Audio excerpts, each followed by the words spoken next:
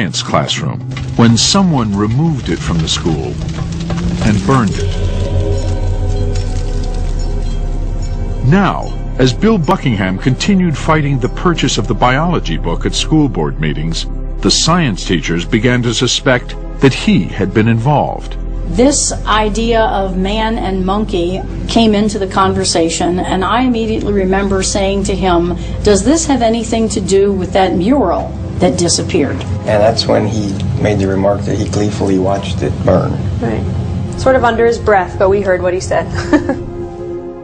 Though Buckingham denied any involvement in the incident, when he reportedly announced he was searching for a biology book that included evolution and creationism, the school board meeting erupted in chaos. Typically, a school board meeting is a very dry thing. A couple of people show up because they have a certain issue they want to discuss. But these meetings would be hundreds of people, and it would be hot, and people would be upset. It was a zoo. It was just an absolute madhouse. Ludicrous, bizarre, many adjectives I could use. They were disrespectful to the public, disrespectful to the teachers. They didn't want to listen to anybody. They were just on their own agenda. Sometimes in a democracy, and when you have 9 different personalities together and you have a controversial issue, in the heat of the moment somebody might say something they wish 10 minutes from now they wouldn't have said.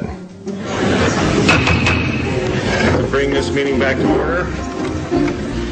The controversy engulfing the school board caught the attention of local newspaper reporters, including Lori Lebo, who grew up in the area. From the first time I heard school board members were talking about creationism, I thought this could become a big issue.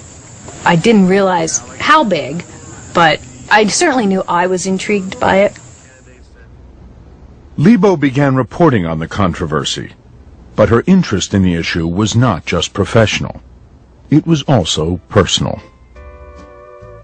Lori's father had been the owner of a local radio station, but the oldies format wasn't paying the bills, and the electric company was about to put him off the air.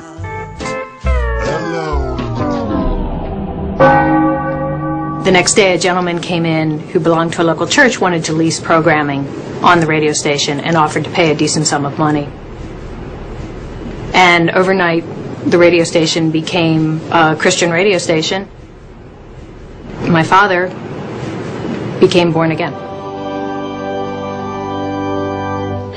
In her articles, Lebo would write about the 1987 Supreme Court ruling that would keep Buckingham from introducing any creationist text into biology class.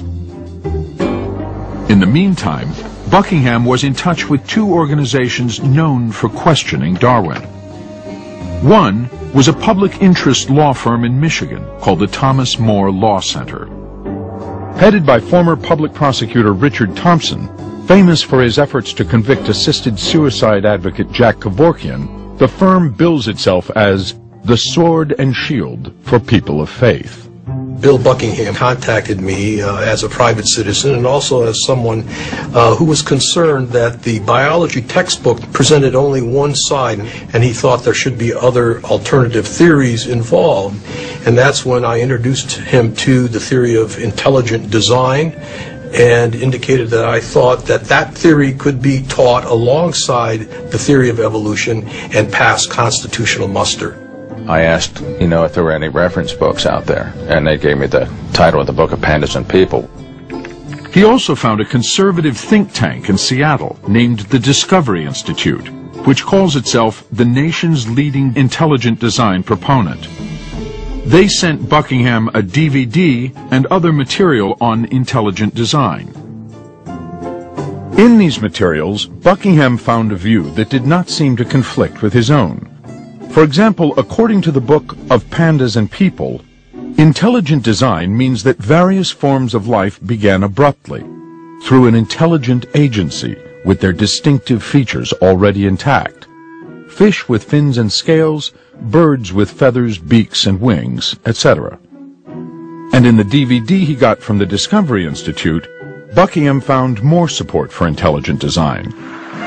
150 years ago, Charles Darwin transformed science with his theory of natural selection. Today, that theory faces a formidable challenge. Intelligent design has sparked both discovery and intense debate over the origin of life on Earth. And for a growing number of scientists, it represents a paradigm, an idea with the power to, once again, redefine the foundations of scientific thought. Both the DVD and book use the same example to illustrate intelligent design's central tenet, explained here by proponent Steve Fuller.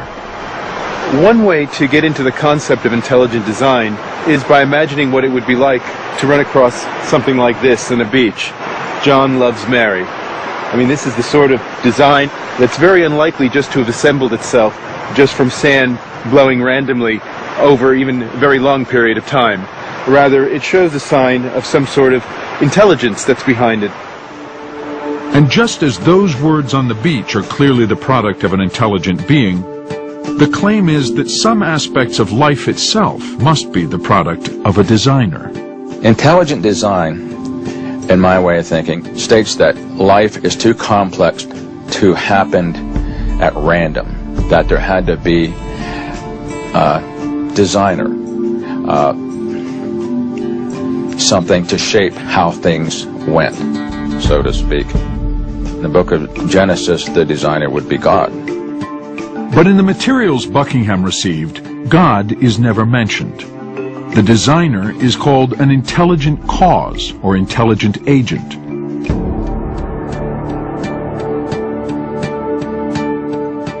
Championed by a law professor named Philip Johnson, intelligent design began to emerge in the 1980s. This whole Darwinian story, it seems to me, has been very much oversold. Everybody is told that it's absolutely certain and certainly true, and because it's called science, it has been proved again and again by absolutely unquestionable procedures. But this is not true. It's an imaginative story that has been spun on the basis of very little evidence.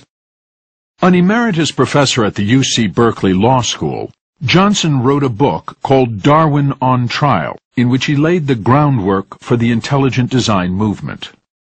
For years, he's been making the claim that evolution may produce small-scale changes, like the different finch beaks Darwin observed. But for humans to come about requires the intervention of some kind of intelligence. That is the basic intelligent design proposition, that the unintelligent causes by themselves can't do the whole job. An intelligent cause had to be involved. Armed with this new information on intelligent design, Bill Buckingham returned to the school board. He had been told that intelligent design was a good compromise between his religious beliefs, is what he told me, and Alan Bonsall told me that too, and what the courts will allow. They were both very clear on that this is their compromise. Even though they believe in creationism, this would sort of bridge the gap for them. But the science teachers were not convinced. The first reading of it, an intelligent agent created life. That's creationism. It's biblical creationism, you know. All I have to do is take out intelligent agent, put in God, and voila, we have the story of Genesis. So there's no question in my mind what intelligent design was. Now Buckingham was ready to take a stand. He came up with the ultimatum that the only way that they would vote for the textbook was that we adopted the Book of Pandas and People as a sister or companion textbook. But when he put it before the school board, he came up 2 votes short. The board chose to purchase only the standard biology book, co-authored by Ken Miller. Pandas was shelved. That might have been the end of the story. But a few weeks later, 60 copies of Pandas turned up in Bertha Spar's department, a gift to the school from an anonymous